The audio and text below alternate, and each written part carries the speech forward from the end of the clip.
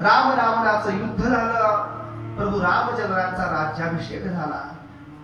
राज्याभिषेक झाल्यानंतर प्रभू परमात्माने प्रत्येकाला काही ना काहीतरी दिलं। तिथे मारुतीरायांना काही दिलं नाही, काहीच दिलं नाही। त्यावेळेला सगळ्या जगाने पाहिलं की ज्यांनी सगळ्यात जास्त मोठे कष्ट घेतले त्या मारुतीरायांना देव काहीच द्यायला तयार नाही। उलट देवाची गंमत पाहता रामायणातला अद्भुत प्रसंग आहे।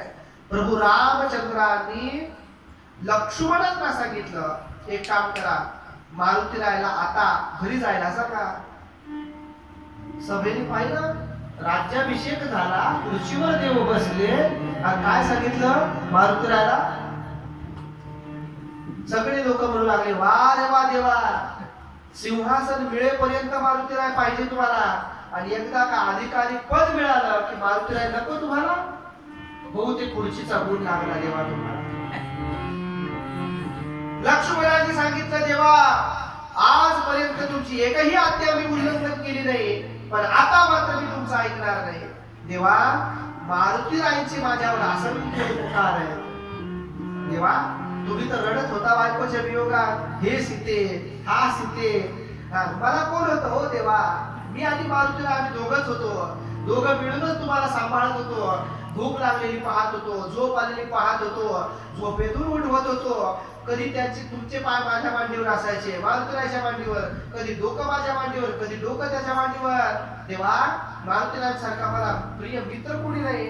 बरे साधं उदाहरण करू द्या, ज्या वेळेला मला शक्ती लागली देवा, त्यावेळेला मला वाचवलं कोणी हो देवा? द्रोणागिरी आलेला लक्ष्मण वाचविला। देवा माझे जीवन दाते, प्राण दाते मारुतीराय, मी कसं काय सांगणार घरी रावण? तेव्हा जमणार नाही आपल्याला।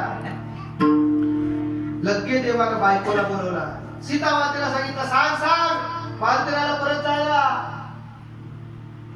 सीता मातेनं सांगितलं, राज्याभिषेक झाला, सगळ्याला सगळं दिलं, याला तुम्हाला काही द्यायचं नाही तर देऊ नका, पण निदान असलं पाप माझ्याकडून करून घेऊ नका। देवाने विचारलं, तुला काय अडचण?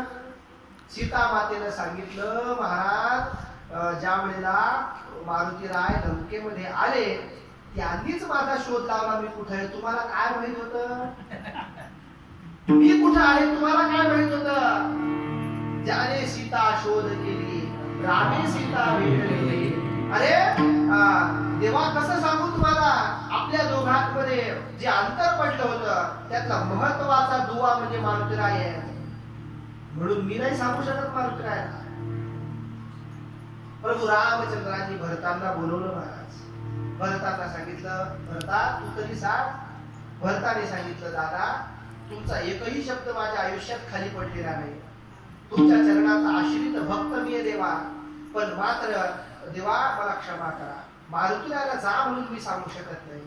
देवाने विचारलं, भरता तुला काय अडचण आहे?